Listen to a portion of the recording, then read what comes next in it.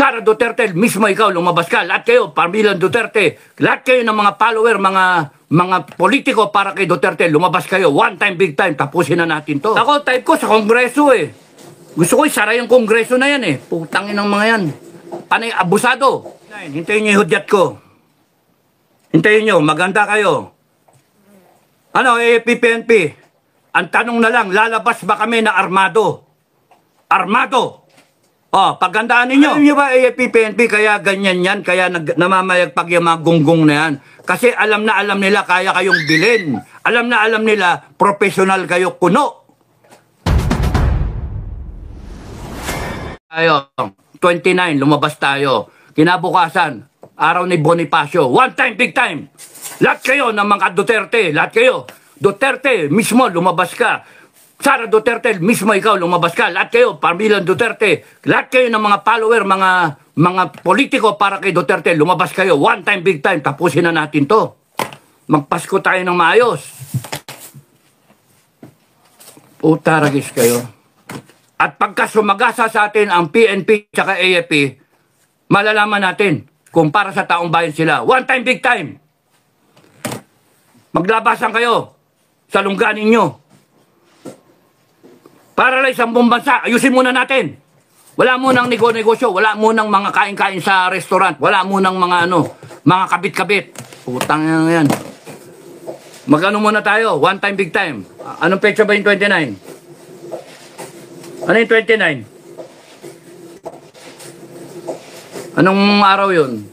Ano ba ngayon? Wednesday, Tuesday, 26, 27, 28, 29, Biyernes. Oh, alamin ninyo kung saan kayo pupunta. Hindi, sa EDSA ba? Sa EDSA ba o sa Kongreso? Ako, type ko sa Kongreso eh. Gusto ko isara yung Kongreso na yan eh. Putangin ng mga yan. Panay abusado. Kayong mga PNP nahaharang, na? Kayong mga crowd control. Ha? Kayong mga PNP na crowd control, magsuot kayo ng puti na ribbon, ha? Para ipakita ninyo, para kayo sa taong bayan. Pulis ng taong bayan, ha? Pulis ng Pilipino, hindi Philippine National Police. Bagoy na natin yung pangalan. No? Pulis ng Pilipino. Puta lang yan. Bagoy na natin. Pagka nakitang nakaputi kayo, hindi kayo sasaktan ng taong bayan. Hindi kayo, protektahan pa ninyo yung taong bayan. Pero yung tumanggap kayo ng order at gawin ninyo, titirgasin nyo yung mga tao. Nako, yari kayo sa amin. Yayariin namin kayo. Gusto nyo ng gulo. Hindi kami nagdadala ng gulo. Kayo nagdala ng gulo. AFP, PNP. Kasi hindi kayo tumatayo. Sabi ko nga, every day na hindi kayo tumatayo, you are bringing us closer to a narco state.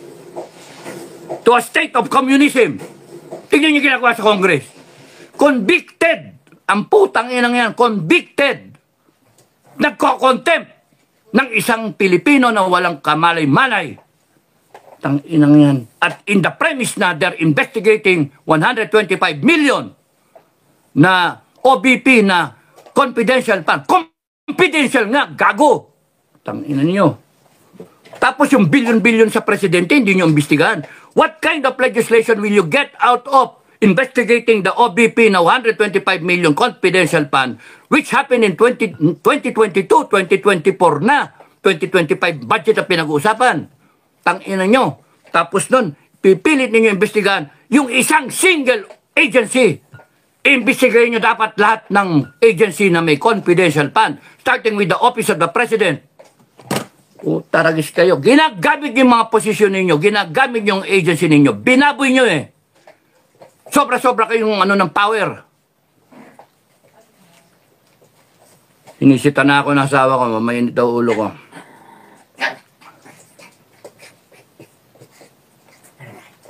One time, big time. Tapusin na natin to. Putang inang yan. Tapusin na natin to. And lahat ng FGF nationwide, mula 29, hintayin nyo yung hudyat ko. Hintayin nyo, maganda kayo. Ano, AFP-PNP, ang tanong na lang, lalabas ba kami na armado? armado. Pagandaan ninyo. Peaceful, sinasabi nila. Peaceful, mga Duterte, sinasabi nila. Hindi naman peaceful ang gagawin ng mga yan eh. Titirgasin eh. Tingnan yung ginawa sa kayo, JC. Tanginang yan.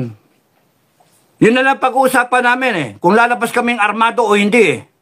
Kung makikisaw-saw kami dyan sa rally na yan na walang armas. For the sake of peace, peace ba? Kayong mga Pilipino, hanggat hindi kayo lumalabas, naghihintayan eh. Naghihintayan. AFP, hinihintay kayo. Kayo, naghihintay kayo ng AFP. Ano na nangyari? Wala. At habang walang lumalabas, tumatapang itong mga tarantadong kriminal nato sa gobyerno. Na pinalalabas nila na ano. Alam niyo ba, AFP, PNP, kaya ganyan yan, kaya namamayagpag yung mga gunggong na yan. Kasi alam na alam nila, kaya kayong bilhin. Alam na alam nila, professional kayo kuno.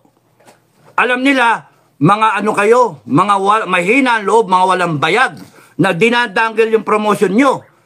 Kung ako nandyan, to hell with it, to hell with promotion. Ang paglalaban natin ay yung taong bayan. Ang paglalaban natin, yung future ng bansa natin.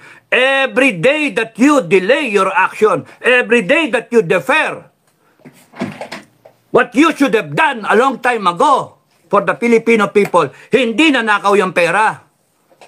Kasalanan ninyo ngayon. And every day that goes by na hindi kayo kumikilos sa armed forces at PNP, you are tolerating, you are showing that you are tolerating the wrongdoing in government. To hell with that bullshit na, sinasabing we are professionals. Hindi kami makikasaw-saw. Putang inang yan. You are professionals. Anong klaseng professional yun? Nakikita nyo, ninanakawan yung bansa ninyo. Nakikita nyo, durugista yung presidente nyo. Na hindi nyo man lang sabihin na, oy puta na, magpa-hair follicle drug test ka, gago. Lahat kayo. Putaragis.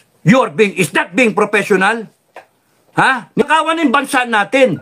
Bangkarote na tayo, nagbebenta na tayo ng ginto eh. Tapos, kita niyo yung walang kahusti-hustisya. Ito yung contempt. Oh, yes or no? Tang-inang yan. Kita niyo yung abuso. At kayo nagtotolerate ng ginagawa ng mga yan. Kaya namamayagpag yan, kaya matatapang yung mga yan. Kasi, pinabayaan ninyo. Pero kami ang bayan, hindi kami papayag na ganyan. Hindi kami papayag. Galit na galit ako. Galit na galit ako. Putang yun nananahimik Tapos ganyan ng mga putragis na yan. Namamayagpag yan kasi pinababayaan natin. At ito yung sinabi ni former President Duterte at kayong mga nagko-comment, AFP na lang military na lang ang pag-asa. No! I beg to disagree. Hindi lang military ang pag-asa. Number 1 na pag-asa, taong bayan. Putang ina, because this country that we call Philippines, and this government, Republic of the Philippines that we call a government for the people, by the people, and of the people, happened because there is what you call a Filipino people. The Constitution happened because the Filipino people ratified that Constitution. Meron kang presidente, meron kang vice president, meron kang Congress, Senate, because we voted for them. Wala sila kung wala ang taong bayan. All authority emanates from the Filipino people. Kaya kayo mga kababayan, lahat kayo mga Pilipino na nag-iisip sa future ng bansa natin, tumayo kayo. Huwag kayong masa sa armed forces. Puta nang yan. One time, big time. Tangin nang yan. Panay ngak-ngak. Wala naman mangyari. One time, big time. Handa ba kayo mamatay kayo para sa bansa nyo? O panay salita lang? Handa ba kayo? Na pagka niratrat kayo, wala na, takbo na kayo. Kasi gagamitin nila ang PNP tsaka AFP. Gagamitin nila. And you have to stand for your rights, Filipino people. Hindi yung putang na iyak-iyak. Puta na ba? Hindi nyo alam yung ano ninyo, karapatan nyo. Hindi nyo alam yung kapangyarihan ninyo. Lahat ng gunggong na yan nasa ilalim nyo eh. Konstitusyon nasa ilalim ng taong bayan eh. Hindi under ang konstitusyon kung hindi ni-ratify ng taong bayan. Ibig sabihin, we ordained and promulgate this constitution. Binasbasa natin. Binigyan natin ng hininga. Yung aspirations natin as a people. Yung kagustuhan natin bilang isang katauhan Pilipino. Nilagay natin lahat sa konstitusyon. Anong ginagawa nitong Marcos na yan? Down the line, Kongreso, lahat yan. They have failed us. They have violated the Constitution. Anong gagawin natin? Tatayuan natin. Itutuwid natin. Ano violation ng violation mga pagsasabihin nyo? Rebellion, sedition. Putang ina ninyong lahat. Tatayuan namin ang Constitution. We will implement the Constitution. Putang gago kayo. One time, big time. Tumayo kayo.